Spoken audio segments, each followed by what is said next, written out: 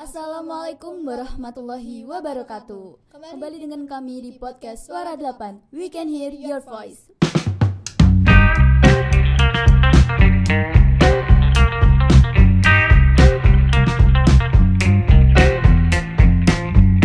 We can hear your voice. Masih bersama kami, saya Fafa dan saya Nafisa di segmen Radio Online. Oke, sebelumnya gimana sih kabar Nafisa hari ini? Alhamdulillah baik ya. Kalau Fafa sendiri kabarnya gimana nih? Alhamdulillah juga baik, tapi kedengarannya nih suara Nafisa agak serak ya? Iya, tapi kan masih bisa bicara di acara radio online ini kan? Oke, sehat selalu ya untuk Nafisa, semoga cepat sembuh. Terima kasih. Kira-kira hari ini kita akan membahas tentang apa nih? Nah, pada kesempatan kali ini kita akan membahas refleksi PJBL tahun 2021-2022. Teman-teman tahu gak sih apa itu PJBL?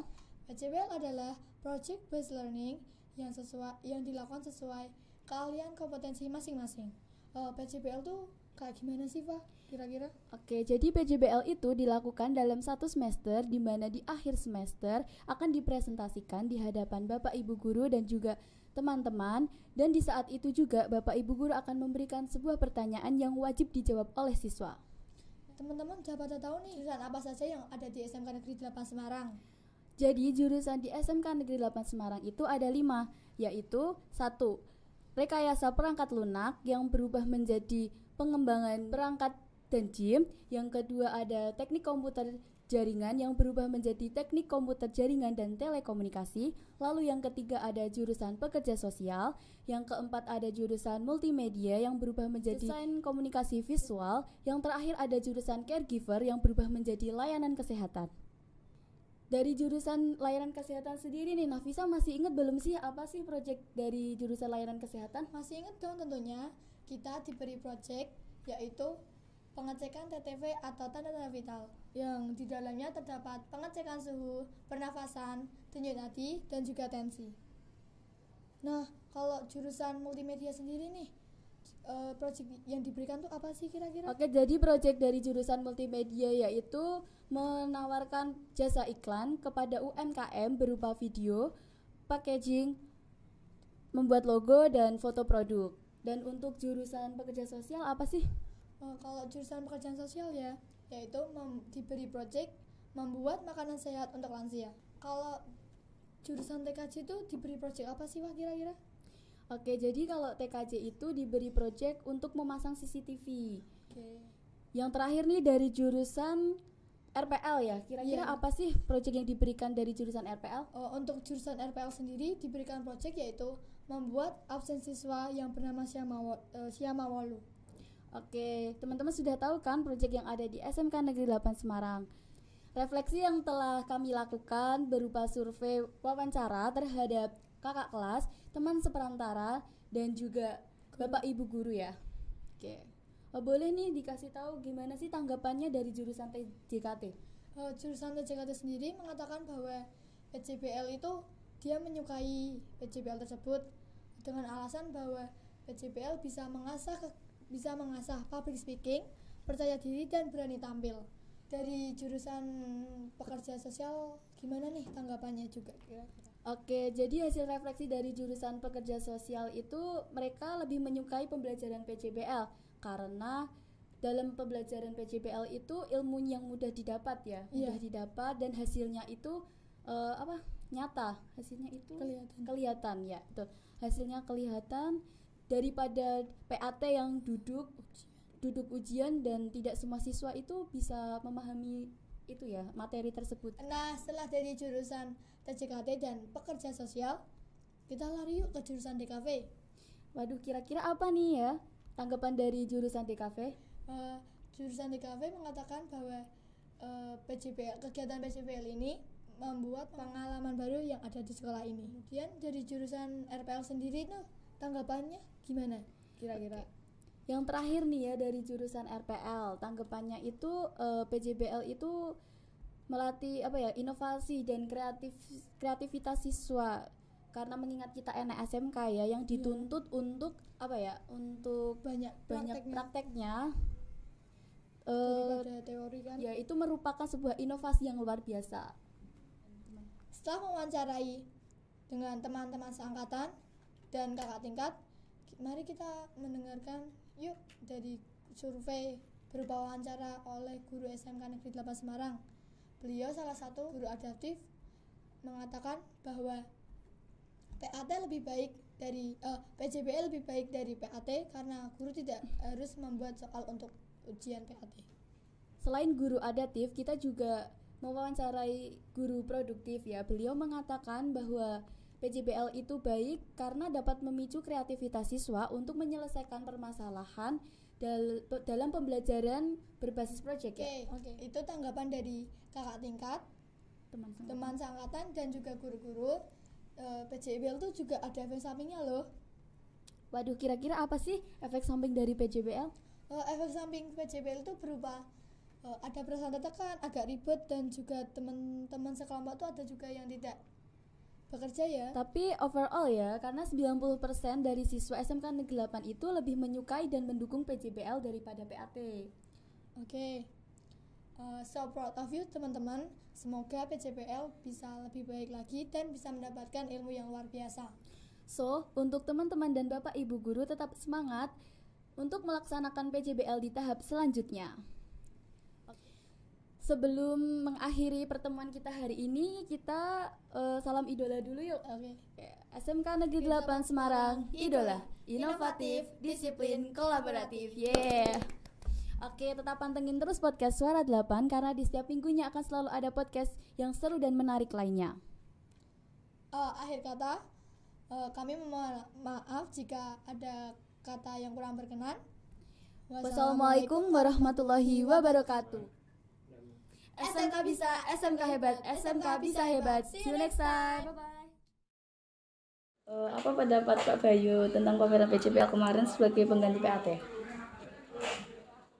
Kalau pendapat saya, untuk yang kemarin itu lebih bagus ketimbang PAT.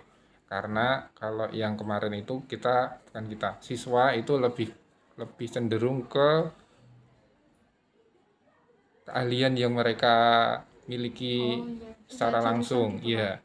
Contohnya kalau yang di CG, siswa akan lebih belajarnya tuh lebih terfokus ke jurusan CG. Kalau yang PAT kan kalian belajarnya banyak. Ada yang bahasa Inggris, bahasa Jawa, bahasa Jepang, itu kan fokusnya terbelah. Kalau yang kemarin itu yang PJBL itu kan fokus utamanya kan di proyeknya. Kalau yang kayak bahasa Inggris, bahasa Jawa itu kan hanya sebagai pendukung.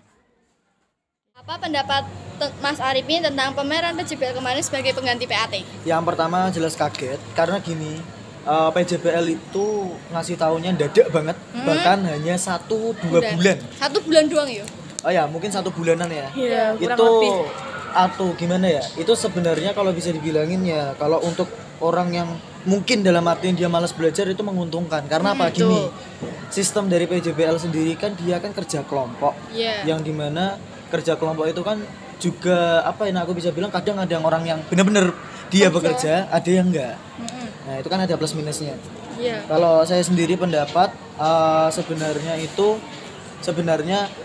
kalau saya ya itu lebih keberatan karena ya itu tadi kembali ke masing-masing atau individual, karena memang kadang ada orang yang benar-benar pengen belajar, ada yang hanya mainan. Apakah pesan dan kesan Bu Heni terhadap pameran PJBL yang telah kita lakukan kemarin? Buat Pak Amin, sering-sering ya Pak, secara tidak langsung. Jadi kita belajar tidak hanya melalui dari buku, tapi juga ada hasilnya. Dari situ kita juga bisa menilai siswa itu benar-benar mengikuti materi kita atau tidak. Apakah kesan dan pesan Mas Ivan terhadap pameran PJBL yang telah kita lakukan kemarin? Nah, untuk pesan dan kesan saya, mungkin kesan saya terlebih dahulu ya. Kesannya mungkin agak melelahkan ya, karena memang mungkin kita belum tahu betul tentang sistem PJBL yang diinginkan para guru-guru, karena memang baru pertama kali kita mengadakan ini, maka dari itu kita masih agak ragu-ragu untuk ini bener apa enggak sih kayak gini. Nah gitu, kalau pesannya mungkin lebih penjelasan lagi atau sosialisasi lagi seperti itu. Adakah masukan atau harapan untuk melaksanakan pameran PJBL yang akan dilaksanakan selanjutnya? harapan aku buat PJBL selanjutnya tahun besok ya berarti. Tahun ini apa tahun besok? Tahun besok. Itu Tahun ini juga ada. Nah, itu harapannya semoga lebih baik lagi dalam penjalanannya apa ya?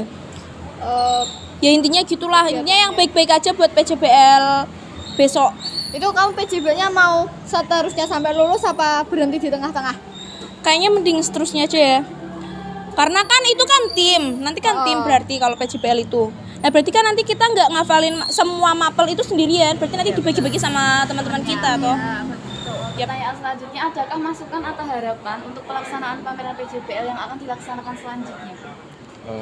Harapan aja kali ya. Harapan saya untuk PJBL nanti semoga ada proyek-proyek yang menarik yang berkaitan dengan sesuai bidang keahlian siswa-siswi. Kamu lebih suka pembelajaran PJBL yang antar mapel terintegrasi atau lebih suka pembelajaran pada umumnya yang setiap mapel berdiri sendiri? Untuk yang terintegrasi ya, maksudnya itu kan satu proyek untuk semua pelajaran. Sebenarnya itu kurang cocok, kurang bisa dimasukkan. Jadi saya lebih suka ke yang berdiri sendiri aja. Karena kalau nggak semua jurusan itu bisa dimasukkan ke dalam suatu mapel gitu. Misalkan jurusannya komputer mau disandingkan dengan agama ya apanya gitu. Benar banget. Kan nggak cocok. Jadi saya lebih suka, apalagi ini SMK ya. Jadi ini juga berdiri sendiri aja. Pertanyaan selanjutnya, kakak ini lebih suka pembelajaran PJBL yang antar mapel terintegrasi atau lebih suka pembelajaran pada umumnya yang setiap mapel berdiri sendiri? Itu lagi bingung juga, udah pernah tak pikirin ya. Udah ngerasain PJBL, terus ngerasain ya pasti kita udah ngerasain lah yang pelajaran biasa. 50 masih bingung. Sisi lain ada enaknya PJBL, sisi lain ada nggak enaknya juga. Memang semua hal itu masih ada enaknya. Ada sisi positif. Gitu. Jadi masih bingung. Selanjutnya, jika kamu lebih menyukai pembelajaran PJBL, manfaat apa yang kamu rasakan atau peroleh dengan adanya pembelajaran yang bertumpu pada proyek ini? PJBL kan manfaatnya banyak ya, bisa bikin kita kreatif buat suatu proyek. Terus punya pengalaman banyak, ibarat kita nyusun proposal dari awal sampai akhir gitu. Terus kayak ngelatih berani gak sih? Iya, pas depan. Kemarin kamu jawab pertanyaan dek? Iya, jawab. Masuk YouTube berarti? Masuk. Alhamdulillah masuk ya, agak malu cuma ya gak apa-apa. Manfaat apa yang Mas Agung rasakan atau peroleh dengan adanya pembelajaran yang bertumpu pada proyek ini? Mungkin pada PJBL itu membangun kerjasama tim ya. Oh iya. Jadi kayak kerjasamanya ditingkatin sama tanggung jawab sama mandirian terhadap satu proyek tersebut. Setujukah jika ujian sekolah yang notabene merupakan penilaian pamungkas selama belajar di sini diganti dengan pameran PJBL yang PJBL tersebut berikan alasannya? Setuju. Kalau menurutku sih kurang setuju ya. Apalagi kan masa kita juga menggantungkan cuma gara-gara PJBL. Kalau tes biasa, kalau ada UKK gitu-gitu loh, itu kan emang dari kerjasama kita sendiri. Nah kalau PJBL kan misalnya tim, nah kalau tim kan biasanya ada juga yang nggak kerja gitu loh ya. Nah kayak gitu, jadi kurang setuju aja kalau dibuat PJBL buat penilaian gitu. Penilaian buat lulus apa ujian rapot gitu. Kurang setuju sih. Setujukah jika ujian sekolah notabene merupakan penilaian pamungkas selama belajar di sini diganti dengan pameran PJBL tersebut? Berikan alasannya. Setuju nggak? Setuju nggak setuju. Tapi kalau saya lebih ke kalau saya ya lebih ke setuju ke PJBL sebenarnya. Karena ya itu tadi kita kadang nggak ada ilmu di dalam PJBL-nya yang kita nggak pelajari dalam 1 tahun pembelajaran di situ. Cuma kalau semisalkan andai kata ya semoga aja nggak terjadi lagi, mungkin pandemi COVID yang melonjak lagi, terus adanya PJBL itu juga susah. Iya benar. Tuh. Jadi mungkin kalau bisa dikatakan saya 50-50-nya bukan perkara saya nggak bisa PJBL bukan, tapi lebih kayak melihat situasi kondisional.